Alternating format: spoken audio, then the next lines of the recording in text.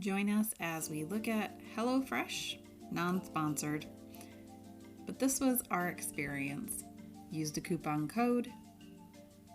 We got 6 meals for 2 people for around $45. That's not too shabby, especially with the prices of groceries these days. Each thing came in an individually bagged bag. Had all the ingredients except for the meat.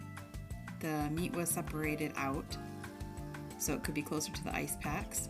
Really good quality meat. This is the broccoli with the potatoes and the dill garlic sauce. Had lots of leftovers. This is the pork with the carrots and onions and mashed potatoes. No leftovers. Was delicious. This is the one pot Mexicali black bean soup that only made about 1 inch of liquid. Not worth it. Don't pick it. I ended up having to add more to it to make it enough for 2 people. This was my favorite dish. This was the apricot almond and chickpea tagine. And I always have sidekicks. Sidekick number 1, sidekick number 2. And this was something I wish I could have had pounds and pounds of. It was delicious. But this was the mess that was left. This was the salad. It's for the Sesame Mandarin chicken salad. It was okay. Sidekick 1, and then there's sidekick 2 in the background.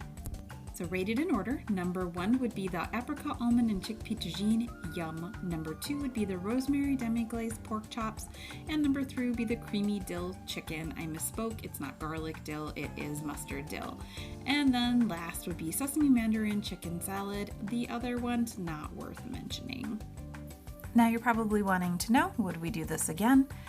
Only if it was under $80. Our first box was $45, our next box is $81. We're going to give it another try, but we're going to try someone else in the meantime. So we'll let you know. Please hit subscribe if you like this video and check out our others.